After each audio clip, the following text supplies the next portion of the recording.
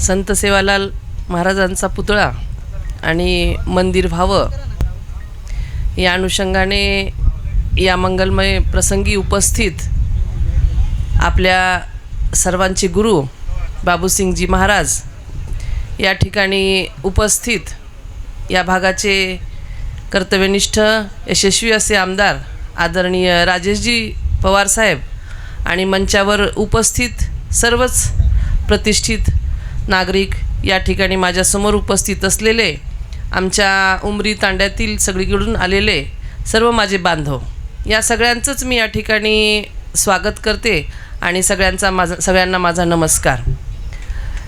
बाबूसिंग महाराज, मला खरं सांगायचं म्हणजे पोहरादेवीबद्दल तर उत्सुकता आहे, पण आपल्याला जेव्हा केव्हा मी सोशल मीडियाच्या माध्यमातून म्हणा किंवा इतर कुठल्या माध्यमातून मी तुम्हाला पाहत गेले तर एक मनातून तळमळीने एक भक्तिभाव नक्कीच त्या ठिकाणी मला नेहमीच वाटला.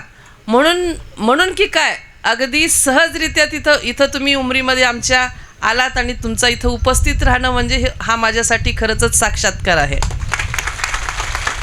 म्हणजे एखाद्या तेजपुंज व्यक्तिमत्वाकडं पाहिल्यानंतर जे आत्मिक समाधान भेटतं ते तुमच्याकडं पाहिल्यानंतर नक्कीच या ठिकाणी मला वाटलं. आणि खरंच या ठिकाणी उमरी असेल, आमच्या उमरीवासी असतील किंवा आमचा काहीतरी त्या ठिकाणी सद्गुण असेल, हातगुण असेल की तुम्ही या माध्यमातून या धर्तीवर या नगरीमध्ये आलात.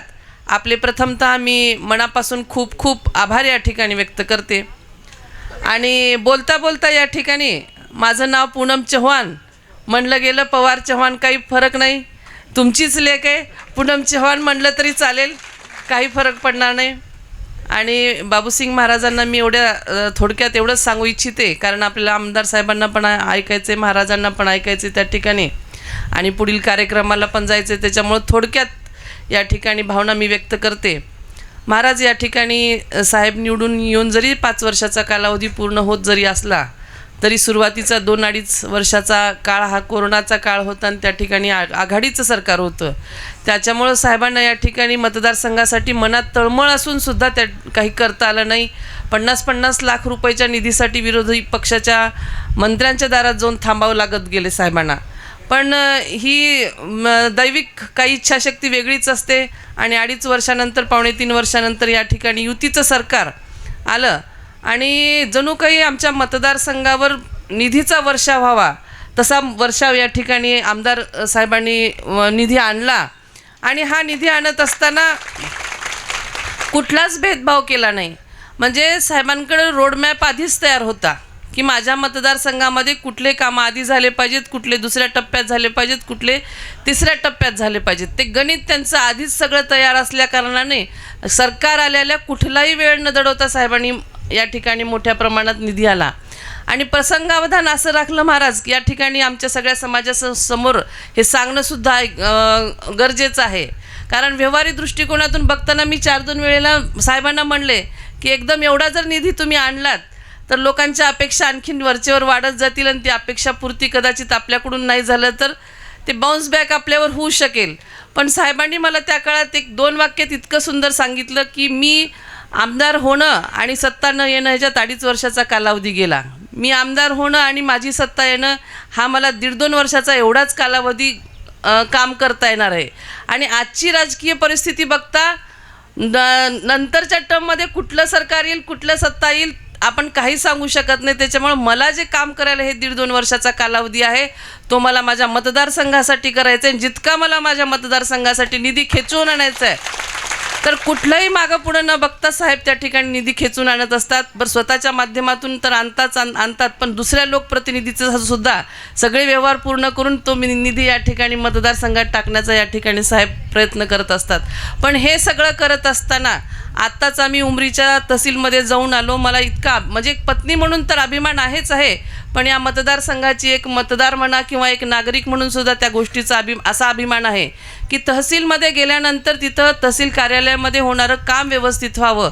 तिथंसुद्धा भलं मोठं त्या ठिकाणी सभागृह पूर्ण होताना पाहून एक आत्मसंतुष्टी झाली असंही म्हणलं तर वावगं ठरणार नाही.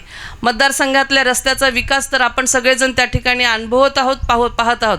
आमच्या सासूबाई साहेबांच्या आईंना घेऊन एका दिवशी मी नांदेडवर निघाले, नायगाव उमरी सगळंच धर्माबाद करत करत अशी गोलचक्कर मारत परत मी नांदेडला पोहोचले.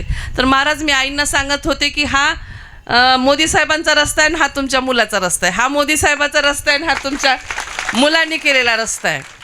म्हणजे हे सगळं करत असताना महाराज तुम्हाला सांगते की प्रत्येक धर्माला म्हणा, प्रत्येक समाजाला सुद्धा न्याय देण्याचं काम त्या ठिकाणी साहेबांनी केलेलं आहे. आज आपण इथं बंजारा समाजाच्या मंदिरासाठी एकत्र आलेलो आहोत. असं साहेबांनी प्रत्येक कुठलाही समाज असू द्या त्या ठिकाणी त्याचं मंदिराचं मोठी मोठी कामं साहेबांच्या हातून झालेली आहेत. या मतदारसंघाच्या सर्वसामान्य जनतेने, नागरिकांनी साहेबांना मतदान देऊन त्या ठिकाणी खुर्चीवर बसवल्यानंतर त्या खुर्चीचा सदुपयोग करत साहेबांनी प्रत्येक विभागात जे काही करायला पाहिजे ते करत असताना प्रत्येकाचा धर्म जागृत राहायला पाहिजे. धार्मिक स्थळं त्या ठिकाणी त्यांचं नवनिर्माण झालं पाहिजे या दृष्टिकोनातून सुद्धा साहेबांनी खूप मोठे निधी त्या ठिकाणी आणलेले आहेत. कोलंबीचं एक जागृत देवस्थान आहे, नागठाण्याचं आहे, असं म्हणजे अनगिनत सांगता येईल. आणि मुस्लिम समाजाची सुद्धा त्या ठिकाणी वैयक्तिक निधीतून कामं असतील किंवा शासकीय निधीतून कामं असतील, असं प्रत्येक समाजाला साहेबांनी न्याय दिलेला आहे. मला काय वाटतं महाराज की साहेबांसारखा भाग्यवान साहेबच आहेत. म्हणजे एखाद्याच्या हातून अशी सुद्धा कामं होणं ते सुद्धा नशीब लागतं. मी करणाऱ्यांना सुद्धा म्हणतो, मी म्हणणाऱ्यांना सुद्धा अशी कामं होत नाहीत. म्हणजे तुम्ही एखाद्या वेळेस एखाद्या ब्रिजचं काम करू शकता, पण एवढ्या छोट्याशा कालावधीमधून एवढी मोठी कामं होणं म्हणजे खरंच तुम्ही भाग्यवान आहात. आणि शेवटी असंच म्हणेन की येणाऱ्या पुढच्या काळातला सुद्धा रोडमॅप साहेबांकडे आजच तयार आहे की माझ्या पुढच्या 5 वर्षाच्या काळात मला काय करायचं आहे. आणि तुम्ही इतक्या आत्मीयतेने तळमळीने मतदारसंघासाठी काम केलात, नक्कीच हा मतदारसंघ तुमच्या पाठीमागं राहील. आणि या ठिकाणी आज महाराज येऊन गेल्यानंतर परत मला वाटतं की त्याच्यावर शिक्कामोर्तब झालेलं आहे असं म्हणलं तरी वावगं ठरणार नाही. या ठिकाणी हा कार्यक्रम यशस्वी करण्यासाठी आपल्या सगळ्या समाजातील सगळ्यात नवतरुणांनी खूप या ठिकाणी मेहनत घेतली आहे. त्यांचेसुद्धा मी या ठिकाणी आभार मानते. आणि आमचे त्यांना दौंडीच म्हणतात ना, महाराजांच्या स्वागतासाठी ढाली ज्यांनी वाजवत या आम्हाला इथं साहेब महाराजांसोबत आणलं, त्यांचं सुद्धा या ठिकाणी मी आभार नृत्य करणारं आम्हाला सांस्कृतिक जे म्हणूनच तर त्यांचं सुद्धा मी या ठिकाणी आभार व्यक्त करते. आणि परत एकदा महाराजांचं या ठिकाणी आपण आलात त्याबद्दल आमच्या सगळ्यांच्या तर्फे धन्यवाद मानते, आभार मानते, थांबते. जय हिंद, जय महाराष्ट्र.